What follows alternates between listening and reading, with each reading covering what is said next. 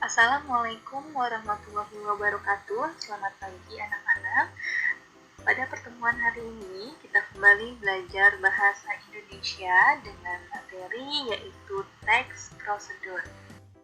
Sebelum memulai pembelajaran, berikut ini petunjuk kegiatan yang harus kalian baca dan pahami. Baiklah, media pembelajaran ini diperuntukkan 2 kali pertemuan dengan masing-masing kompetensi dasar yaitu 3.6 menelaah struktur dan aspek kebahasaan teks prosedur, kemudian 4.6 menyajikan data rangkaian kegiatan dalam bentuk teks prosedur. Berdasarkan kompetensi dasar, dalam kegiatan ini kalian diharapkan dapat menguraikan struktur teks prosedur dan ciri bagian-bagiannya, menganalisis aspek kebahasaan beserta bukti pendukung kalimatnya, menulis teks prosedur dengan memerhatikan pilihan kata, kelengkapan struktur, dan kaidah penggunaan kata kalimat, tanda baca, dan ejaan, dan mengungkapkan komentar terhadap hasil menulis teks prosedur. Jadi, untuk produk keterampilan, kalian akan diminta menulis sebuah teks prosedur secara berkelompok. Pada pertemuan sebelumnya, kalian sudah dapat mengidentifikasi isi teks prosedur dan juga mengumpulkan teks prosedur. Kalian juga sudah mengetahui bahwa pengertian dari teks prosedur yaitu teks yang berisi cara, tujuan untuk membuat atau melakukan sesuatu hal dengan langkah demi langkah yang tepat secara berurutan. Jadi tujuan teks prosedur menjelaskan suatu kegiatan yang dilakukan agar pembaca dapat secara tepat dan akurat mengikuti sebuah proses membuat atau melakukan atau menggunakan suatu. Apakah semua teks memiliki struktur? Jawabannya adalah ya. Lantas, apa sajakah struktur teks prosedur menurut pendapatmu? Simaklah tayangan berikut dan cocokkanlah dengan jawabanmu ya. Struktur teks prosedur terdiri dari 4, yaitu tujuan, bahan dan alat, langkah-langkah, dan terakhir penutup. Khusus struktur bahan dan alat, ini sifatnya opsional, maksudnya tergantung dengan jenis teks prosedur yang akan kalian gunakan. Apakah memerlukan bahan atau alat? Untuk karakteristik atau ciri masing-masing struktur dapat dijelaskan sebagai berikut. Untuk struktur tujuan, biasanya berisi mengenai pengantar umum sebagai penanda apa yang akan dibuat atau dilakukan dan juga sebagai motivasi dalam melakukannya. Pada bagian ini, biasanya penulis mencoba menangkap minat pembaca pada produk atau kegiatan yang akan dibuat dengan menggunakan pilihan kata yang mampu menarik perhatian. Misalnya seperti mudah dibuat atau dilakukan, bermanfaat, indah, murah, lezat, bergizi. Untuk struktur yang kedua, yaitu alat dan bahan, tentunya berisi mengenai penjelasan bahan-bahan atau alat apa saja yang harus disiapkan untuk melakukan rangkaian kegiatan prosedur. Ciri atau karakteristik pada struktur ini biasanya menggunakan kata benda, ya, karena merujuk pada bahan dan alat. Selain itu juga terdapat kata bilangan yang menunjukkan jumlah, ya, atau takaran atau ukuran mengenai bahan yang akan digunakan. Struktur yang ketiga yaitu langkah-langkah. Pada bagian ini berisi langkah melakukan sesuatu dengan urutan secara bertahap Langkah-langkah dalam teks prosedur merupakan inti dari tujuan teks prosedur. Langkah-langkah berisi tahap-tahap kegiatan atau urutan kronologis dalam melakukan sesuatu.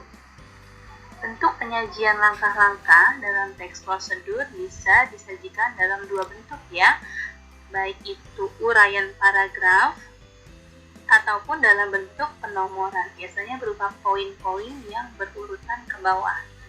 Dalam struktur langkah-langkah ini, terdapat juga penggunaan kata penghubung pada langkah yang digunakan, misalnya penghubung yang menyatakan waktu, seperti kemudian, ketika, sebelum, sesudah itu, dan lain-lain. Kemudian ada kata penghubung yang menyatakan tujuan, contohnya supaya, untuk, agar. Yang terakhir, kata penghubung menyatakan urutan, pertama, kedua, ataupun ketiga. Selain itu, dalam struktur langkah-langkah juga memiliki ciri atau karakteristik adanya penggunaan kalimat perintah, saran, dan larangan. Untuk kalimat perintah, misalnya contohnya seperti lakukan ini, potonglah, kupaslah. Untuk kalimat saran, biasanya berisi anjuran ya, contohnya misalnya untuk mencapai hasil terbaik sebaiknya. Nah, ada kata kunci sebaiknya. Kemudian kalimat larangan, tentunya terdapat kata yang mencirikannya yaitu jangan ya atau tidak untuk kalimat larangan. Terakhir, struktur teks penutup yaitu berisi penekanan pada keuntungan dan ucapan selamat melakukan sesuatu. Jadi pada struktur ini ya merujuk kembali ke hal-hal pokok yang sudah disebutkan dalam pendahuluan dan diulang kembali dengan kata atau ucapan selamat ataupun memotivasi seseorang untuk melakukannya. Misalnya contohnya, ternyata mudah ya membuat masakan tradisional yang satu ini, kue lezat siap dinikmati. Selanjutnya kita masuk ke pembahasan mengenai kaidah kebahasaan teks prosedur.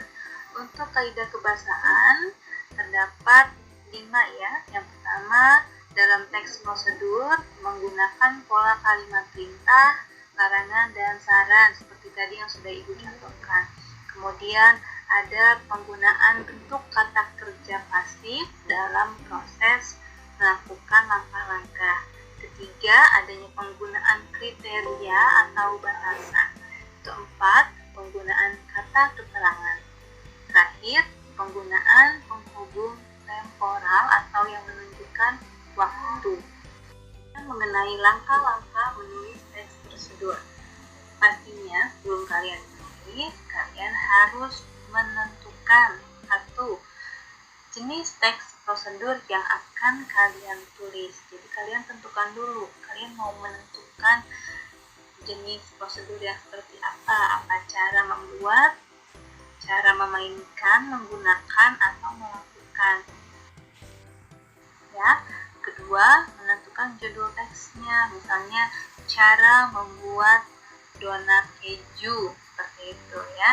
Jadi disesuaikan dengan jenisnya tadi. Ketiga, menulis pengantar yang menyatakan tujuan penulisan. Jadi sebelum masuk ke alat dan bahan, kalian paparkan dulu tujuan kalian menulis teks ini apa ya, atau misalnya mau ditambahkan informasi mengenai makanan yang akan kalian sajikan, boleh ya sebagai informasi tambahan. Kemudian mulai menulis bahan atau alat untuk melaksanakan suatu prosedur. Pada bagian ini kalian harus secara rinci dan detail ya melis bahan-bahan apa yang dibutuhkan dari awal pembuatan sampai akhir. Jangan sampai ada yang terlewat. Kemudian mulai menulis langkah atau tahapan dengan urutan yang benar. Seperti yang sudah disampaikan di awal tadi ya, bahwa bentuk penyampaian langkah-langkah ini bisa dalam dua bentuk ya. Kalian bisa pilih dalam bentuk uraian paragraf atau berupa poin. Disesuaikan saja. Terakhir, kalian harus menulis penutup ya, bisa berupa penguatan ataupun kata-kata yang memotivasi untuk pembaca melakukan kegiatan tersebut. Setelah kalian menulis teks prosedur, pada bagian akhir ini kalian akan mengungkapkan atau memberikan komentar terhadap hasil tulisan teks prosedur milik kelompok lain ya.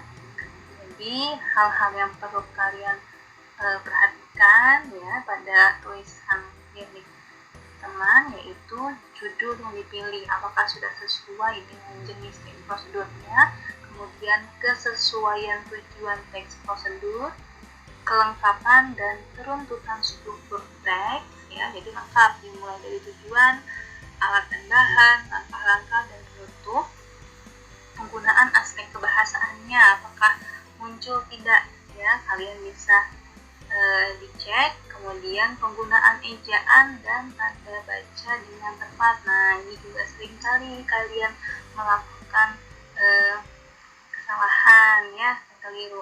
Misalnya masih sering menuliskan yang dengan disingkat YG. Nah, itu juga tidak boleh ya. Tanda baca, titik, koma juga harus diperhatikan. Jadi hal-hal itulah yang dapat kalian komentari untuk kelompok lainnya. Baiklah, sampailah kita pada penutup kegiatan pembelajaran hari ini. Untuk diingatkan ya, bahwa nanti setelah kalian menyimak tayangan ini, kalian dilanjutkan mengunduh tugas lembar kerja untuk KD 3.6, 6, dan 4.6 pada Google Form yang akan Ibu bagikan linknya. Kemudian lakukanlah diskusi kelompok secara aktif dan kreatif pada ruang chat WA, dan jangan lupa bukti foto kalau kalian telah melakukan kegiatan diskusi. Sekian yang dapat Ibu sampaikan pada pertemuan hari ini. Tetap semangat, tetap jaga kesehatan. Salam literasi, sampai jumpa. Wassalamualaikum warahmatullahi wabarakatuh.